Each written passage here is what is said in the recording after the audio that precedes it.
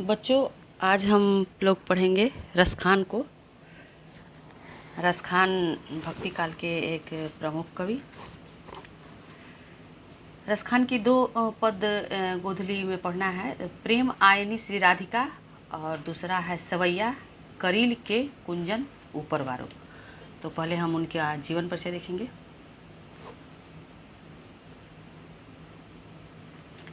रसखान के जीवन के संबंध में उनकी एक रचना है प्रेम वाटिका।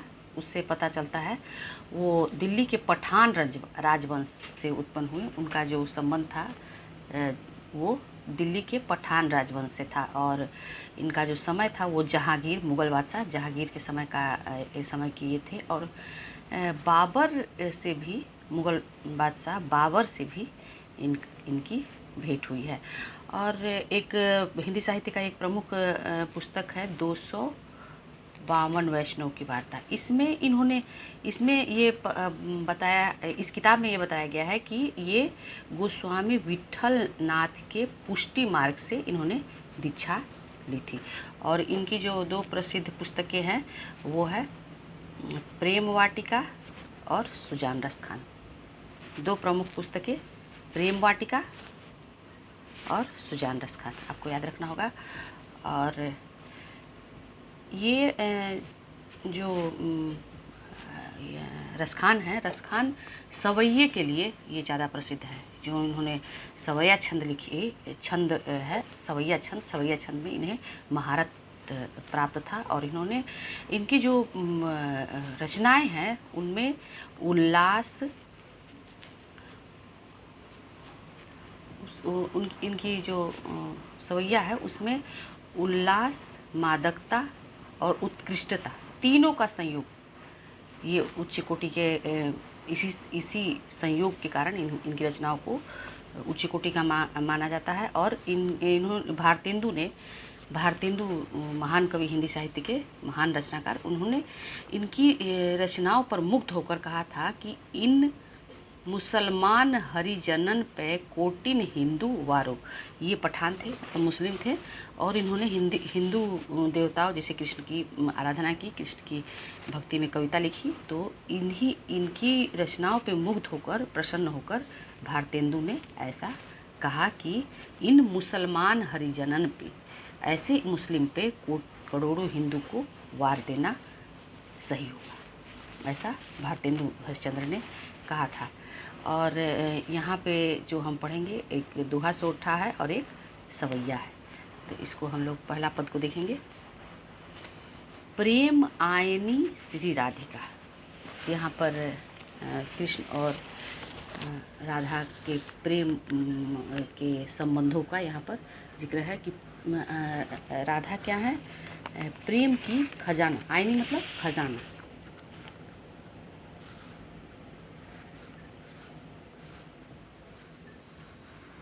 कृष्ण प्रेम आयनी श्री राधिका, प्रेम की वो खजाना है। और प्रेम बदन श्री कृष्ण, नंद नंद यहाँ पर हुआ है, नंद के नंद। नंद जो यशोदा और नंदराय जी थे, उन्हीं के पुत्र नंद के नंद उनका नाम हो गया। और नंद ये उनके पुत्र हो गए, नंद नंदन। कौन? प्रेम आयनी, प्रेम की खजाना से राधिका है। और प्रेम वदन, प्रेम के रंग रूप कौन है? श्री कृष्ण है। प्रेम वाटिका के दो मालिन द्वंद। ये जो प्रेम रूपी वाटिका है, प्रेम गोकुल वृंदावन में जो प्रेम का लहर उस समय चल रहा था, वो ये उस बगीचे के, उस वाटिका के दोनों मालिन हैं। कौन? कृष्ण और राधिका। मोहन छवि रसखान लखी अब दृग अपने नहीं। मोहन की छवि को देखकर, मोहन के रूप श्रृंगार को देखकर ऐसा लगता है कि अपना जो आँखें है, अपना जो मन है, वो अपना रहा नहीं, वो मोहन का हो गया। मतलब उन्होंने, कृष्ण ने मन की चोरी कर ली। अपना दृग मतलब आँखें, अपनी आँखें नहीं रह गई। मोहन की छवि को देखकर वो मोहन के साथ ही चले गई। जैसे कैसे? तो आँचे आवत धनुष से छूटे सर से जाही। जैसे आँचे मतलब खींचना, यहाँ पर होगा खींचना। जैसे धनुष से खींचा जाता है, धनुष का जो धागा होता है उसको खींचता है, तो उससे सर मतलब तीर जब खींचा जाता है, तीर जैसे जिस प्रकार एक बार छूट जाती है तो फिर वो वापस नहीं आती, उसी प्रकार मोहन के रूप के खान जो मोहन हैं उनकी छवि को देखकर मन वापस नहीं आता, दृग अपनी आंखें अपना नहीं रह जाता, ऐसा रसखान ने कहा है। मोमन मानिक ले गयो चितय चोर नंद नंद, मेरा मानिक मतलब मणि के समान मेरा मन ले गया। कौन ले गया? चितचोर। चितचोर यहाँ पर कृष्ण भगवान को कहा गया है। चितचोर नंद नंद के पुत्र नंद नंद हम मेरे मन मानिक, मेरे मन रूपी मानिक को कृष्ण चुरा कर ले गए, ऐसा रसखान कहते हैं। अब बेमन मैं का करूं परी फेर के फंद। अब ऐसा कहती है गोपिया कि अब बिना मन के मैं क्या करूं, अब तो मैं फेर में पड़ गई, अब तो मैं इस जाल में पड़ गई, अब मुझे समझ में नहीं आ रहा है कि अब बिना मन के मैं किधर जाऊं, क्या करूं, ऐसा वो गोपियाँ कहती हैं। प्रियतम नंद किशोर, प्रियतम जो हमारे प्रियतम हैं, जो हमारे प्रिय हैं या पति हैं, नंद किशोर हैं, जा दिन ते नैनन लगी, जिस दिन से नैन लगी, जिस दिन से उनसे प्रेम हुआ, जिस दिन से उनको मैंने चाहा, मन पावन चितचोर पलक ओट नहीं करी सको, उसको जिस दिन से लगा उसके बाद से हमने उस चितचोर से पलकें नहीं चुरा सकी, मतलब उनको देखे बिना हम नहीं रह सके, उनको मैंने मतलब उनको किसी प्रकार से हम लोगों ने ध्यान या उसको किसी तरह से पराया नहीं, अपना हृदय सब कुछ, आंखें उनको सब कुछ अपना दे दिया, तो उनसे हम लोग अलग रहना या उनसे दूरी बना के रहना हमारे लिए असंभव हो गया, ऐसा गोपियाँ कहती हैं। अब हम दूसरी कविता देखेंगे। दूसरा पद ये सवैया है। सवैया को पढ़ने का एक अलग तरीका होता है, उसको मैं कोशिश करती हूँ कि पढ़ा जाए उसको, ठीक है। या लकुटी अरु कामरिया पर राजती हूँ पुर की तजी डारो, आठहूँ सिद्धि नवो निधि को सुख नंद की गाई चराई विसारो, रस खानी कबोइन आखिन सौ ब्रज के भगवान तगाड़ निहारो, कोटिक रोकल घोत के धाम करील के कुंजन ऊपर वारो, कोटिक रोकल धोत के धाम करील के कुंजन ऊपर वारो। ये तरीका होता है सवैया को पढ़ने का, तो इसका भी अर्थ हम लोग थोड़ा सा देख लें। या लकुटी अरु कामरिया पर, हम सभी जानते हैं कि कृष्ण भगवान गाय चराने जाते थे तो कंबल लेके जाते थे, लकुटिया लेके जाते थे, अपना मतलब दोपहर का नाश्ता भोजन लेके वो जंगल में अपने साथियों के साथ गाय चराने जाते थे। तो यहाँ पर उसी चीज़ को, उस दृश्य को देखकर ये रसखान जी कहते हैं कि उस लकुटिये और कमरिये पर राज तेहूँ पुर की तजडारो, तीनों लोगों का राज, धरती पाताल और आकाश, तीनों लोगों का राज तजी माने त्याग कर किया जा सकता है, त्याग कर देना चाहिए। किस पे? लकुटी और कमरिया पर। उस आनंद को, कृष्ण के साथ गाय चराने के आनंद को पाने के लिए तीनों लोग का राज त्याग देना भी छोटी बात होगी। आठहूँ सिद्धि कहा जाता है कि 8 प्रकार की होती है, और निधि जो होता है, खजाना जो होता है, वो 9 प्रकार का होता है। तो 8 सिद्धि का भी त्याग किया जाता है। कई प्रकार की सिद्धियाँ होती हैं, तपस्या करके लोग जो प्राप्त करते हैं, तो 8 सिद्धि का भी त्याग किया जा सकता है, और 9 निधि का भी सुख का त्याग किया जा सकता है। किस बात पे? तो नंद की गाय चराई विसारो, नंद बाबा नंद की गाय कृष्ण भगवान के साथ चराने के लिए उस 8 सिद्धि और 9 निधि का भी त्याग किया जा सकता है या कर देना चाहिए, रसखान जैसा कहते हैं। रसखानी कबो इन आखिन सौ ब्रज के भगवान तगाड़ निहारो। तो रसखान ऐसी कल्पना करते हैं कि हे भगवान, ऐसा समय आए कि मैं कभी अपने आँखों से, इन्हीं आँखों से ब्रज का बाग बगीचा, वहाँ के वन को, और तगाड़ मतलब होगा तालाब को निहारो, निहारो माने देखूं। कोटिन रौ कल धौत, को करोड़ों इंद्र के धाम, कल धौत मतलब होगा इंद्र, इंद्र देवताओं के राजा इंद्र, कलधौत करोड़ों कलधौत के धाम मतलब स्वर्ग। इंद्र के धाम कौन है? इंद्र का घर स्वर्ग है। तो कोटिक रौ कलधौत के धाम, करोड़ों इंद्र के घरों को, करोड़ों स्वर्ग को उस करील, करील मतलब होता है कांटेदार, करील के कुंजन ऊपर वार, उस कांटेदार वन पे, कुंज मतलब वन,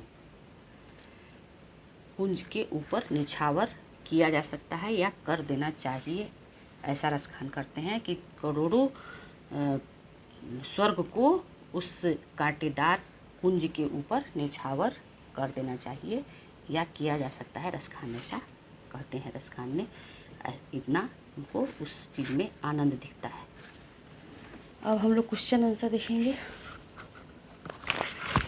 क्वेश्चन आंसर में पहला है, कवि ने मालिन मालिन किन्हें और क्यों कहा है? तो पहले ही पंक्ति में है, राधा और कृष्ण को कवि ने मालिन और मालिन कहा है क्योंकि कृष्ण, राधा जो है वो प्रेम की खजाना है और कृष्ण जो है प्रेम के रंग हैं, इसलिए दोनों को कवि ने माली और मालिन कहा है। द्वितीय दोहे के का काव्य सौंदर्य प्रकट करे, तो द्वितीय दोहे जो है उसमें भाषा ब्रज भाषा है, इनकी कवि की जो भाषा है ब्रज भाषा है, और भाव में मधुरता, भाव में मधुरता और एक सौष्ठव भी है उसमें, और सरसता इस भाव और भाषा दोनों में देखने को मिलती है। दूसरा हो गया। अब तीसरा क्वेश्चन है, ये है कि कृष्ण को चोर क्यों कहा गया है? कृष्ण को चित चोर कहा गया है क्योंकि जो भी कृष्ण को देखता है उसको अपना हृदय दे देता है और कहता है कि कृष्ण ने मेरा हृदय चुरा लिया है। कृष्ण को चित चोर, चित मतलब हृदय के चोर कहा गया है। और कवि का अभिप्राय स्पष्ट करें तो कवि यही कृष्ण जो है, अभिप्राय यही है कि कृष्ण जो अपने रूप से, अपने कार्यों से सबको मोहित कर लेते हैं और सबका हृदय का हरण कर लेते हैं, हृदय चुरा लेते हैं, इसलिए कवि ने चोर भी कहा है। सवैये में कवि, ये हो गया। सवैये में कवि की कैसी आकांक्षा प्रकट होती है? भावार्थ बताते हुए स्पष्ट करें। तो सवैये में समर्पण का भाव है, जो करील के कुंजन ऊपर वार जो हम पढ़े हैं, इसमें कवि की आकांक्षा प्रकट होती है कि अपना सर्वोच्च न्यौछावर कर दें। अपना यही आकांक्षा है कवि की कि अपना जो कुछ है या जो कुछ दुनिया में पूरे ब्रह्मांड में है, उस सारी चीज़ों को उसके मोहन के लिए, कृष्ण के लिए त्याग किया जा सकता है या कर देना चाहिए, ऐसी आकांक्षा है कवि की। और सब कुछ न्यौछावर करने का भाव इस सवैये में है। अब पांचवा है व्याख्या करें। तो व्याख्या हम हमेशा पढ़ते हैं कि व्याख्या करना है कि पहले हम लिखेंगे कि प्रस्तुत पंक्ति हमारे पाठ्य पुस्तक गोधली के रसखान पाठ से लिया गया है, और मन पावन चितचोर ये जो है प्रेम आयनी श्री राधिका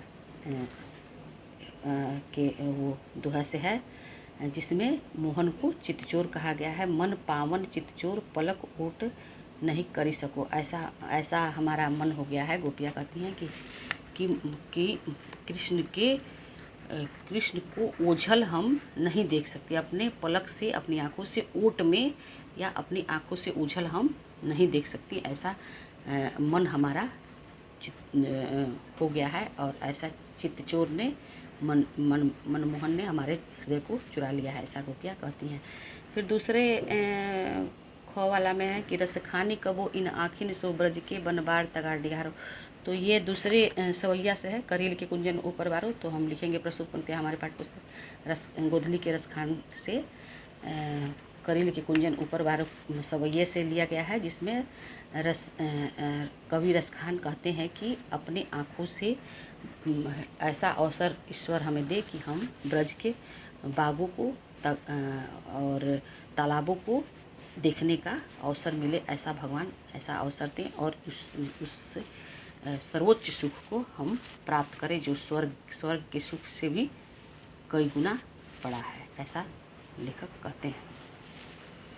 अब समास निर्देशित करते हुए पद विग्रह करें।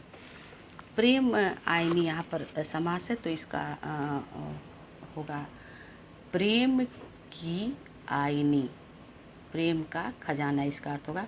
और इसमें होगा बहुब्रीहि समास। प्रेम बदन, ये भी होगा बहुब्रीहि समास। और इस प्रेम बदन माने प्रेम के बदन, कृष्ण के बारे में कहा गया है, और ये भी बहुब्रीहि समास होगा। नंद नंद ये होगा तत्पुरुष समास। नंद के नंद मतलब नंद, बाबा नंद के पुत्र, तत्पुरुष समास। नंद के नंद के पुत्र, ऐसा भी कह सकते हैं। प्रेम वाटिका ये होगा तत्पुरुष समास, और इसका जो समास विग्रह होगा प्रेम का बगीचा या प्रेम की वाटिका।